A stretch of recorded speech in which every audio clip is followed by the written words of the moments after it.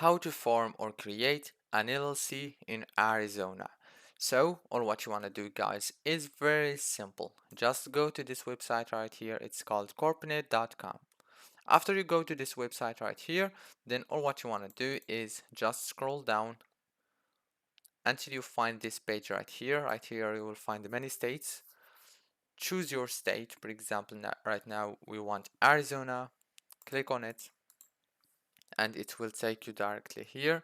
Now, make sure it's here, LLC and Arizona. Click Get Started. After that, choose the plan that you want, Basic, Deluxe, or Complete. After you choose, click Continue.